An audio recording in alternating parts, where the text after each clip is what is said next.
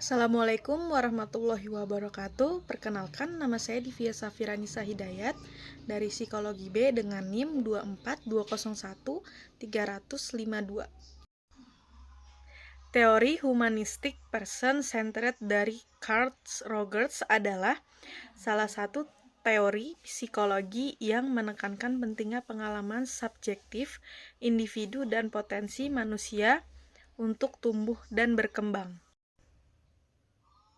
Carl Ransom Rogers lahir pada 8 Januari 1902. Kehidupan awal lahir di Oak Park, Illinois, Amerika Serikat. Ia berasal dari keluarga religius dan konservatif. Sejak kecil, Roger dikenal sebagai anak yang rajin dan membaca dan suka berpikir mendalam. Ia berencana menjadi pendeta dan belajar di Union Theological Seminary, tetapi kemudian memutuskan untuk mengajar psikologi. Pendidikan lulus dari University of Wisconsin S1, melanjutkan studi psikologi klinis di Teachers College Columbia University dan memperoleh gelar PhD pada 1931. Teori person-centered adalah pendekatan dalam psikologi yang dikembangkan oleh Carl Rogers. Teori ini menekankan bahwa setiap manusia memiliki kemampuan bawaan untuk tumbuh, berubah, dan menjadi versi terbaik dari dirinya, aktualisasi diri, asalkan lingkungannya mendukung. Aplikasi teori person-centered 1. Dalam konseling dan psikoterapi. Ini adalah bidang utama penerapan teori Carl Rogers. Prinsip yang digunakan, terapis menunjukkan empati, keaslian, dan penerimaan tanpa syarat. Fokus pada hubungan terapeutik, bukan teknik atau interpretasi dan terapis. Klien dianggap sebagai ahli atas dirinya sendiri dan mampu menemukan solusi secara alami bila berada dalam lingkungan yang mendukung. Tujuannya membantu klien menjadi pribadi yang lebih terbuka, percaya diri, dan sadar diri, mengurangi kecemasan dan ketegangan akibat ketidaksesuaian, incongruence. Kritik Rogers, tidak semua orang akan berkembang ke arah positif. Beberapa individu justru bisa membuat pilihan yang merusak diri sendiri atau orang lain, meskipun dalam lingkungan yang mendukung. Teori holistik dinamik. Holistik, Maslow melihat manusia secara utuh, bukan hanya dari segi perilaku atau pikiran, tapi juga emosi, motivasi, dan potensi spiritual. Dinamik, manusia dilihat sebagai makhluk yang aktif, selalu bergerak dan berkembang untuk memenuhi kebutuhannya, serta mencapai aktualisasi diri. Biografi. Nama lengkap Abraham Harold Maslow, tanggal lahir 1 April 1908 di Brooklyn, New York, Amerika Serikat. Maslow lahir dari keluarga imigran Yahudi asal Rusia. Awalnya ia kuliah hukum di City College of New York, CCNY, tetapi kemudian pindah ke psikologi, melanjutkan pendidikan ke University of Wisconsin, di mana ia mendapatkan gelar PhD dalam bidang psikologi pada tahun 1934. Pandangan Maslow tentang motivasi.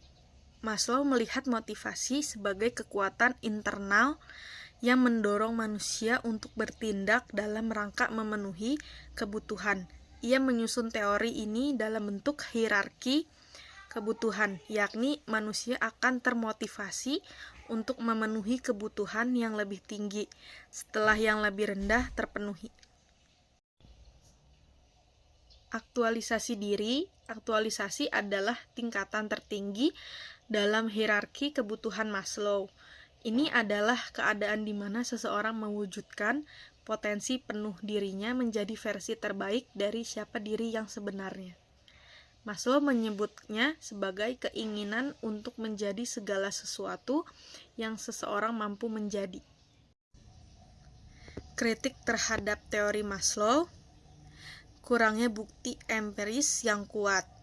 kritik, Maslow lebih banyak mengembangkan teorinya berdasarkan observasi dan pemikiran teoritis, bukan berdasarkan penelitian empiris yang terkontrol dengan baik.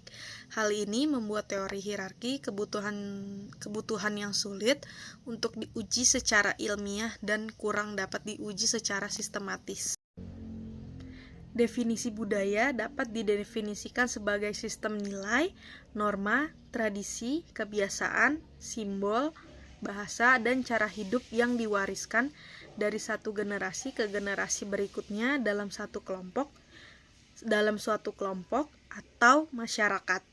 Budaya mencakup cara orang berpikir, berinteraksi, serta bagaimana mereka menanggapi dunia di sekitar mereka. Dalam konteks yang lebih luas, budaya mencakup segala aspek kehidupan manusia, mulai dari pemikiran, pola tingkah laku, hingga karya seni. Emik dan etik adalah dua pendekatan berbeda dalam studi budaya dan psikologi lintas budaya yang digunakan untuk memahami fenomena budaya. Keduanya menggambarkan dua perspektif berbeda dalam meneliti dan menganalisis budaya. Perbandingan ideografi versus nomotetik. Fokus utama, ideografi, individu dan keunikannya. Nomotetik, kesamaan atau pola universal dalam populasi. Tujuannya ideografik memahami kepribadian secara mendalam dan personal. Nomotetik menemukan hukum atau prinsip umum yang berlaku untuk banyak orang. Pendekatan ideografik kualitatif mendalam, nomotetik kuantitatif dan statistik. Penelitian psikologi lintas budaya cross-cultural psychology adalah cabang dari psikologi yang mempelajari bagaimana budaya mempengaruhi proses psikologis seperti persepsi, kognisi, emosi, perilaku, dan interaksi sosial. Individualisme dan kolektivisme adalah dua orientasi budaya yang mencerminkan bagaimana individu melihat dirinya dalam kaitannya dengan kelompok sosial dan masyarakat di sekitarnya. Introversi dan budaya adalah salah satu aspek dari kepribadian yang menggambarkan kecenderungan individu untuk lebih fokus pada kehidupan batin seperti perasaan, pikiran, dan refleksi diri. Inner directed dan outer directed adalah konsep yang digunakan untuk menggambarkan dua tipe orientasi pribadi yang berbeda dalam hal pengaruh dan motivasi yang mengarahkan perilaku seseorang. Aktualisasi diri adalah konsep psikologis yang pertama kali diperkenalkan oleh Abraham Maslow dalam teori tentang hierarki kebutuhan. Sains dan kolektivisme adalah dua konsep yang memiliki pengaruh besar dalam berbagai disiplin ilmu, termasuk dalam bahasa dan kepribadian. Sekian penjelasan dari saya. Wassalamualaikum warahmatullahi wabarakatuh.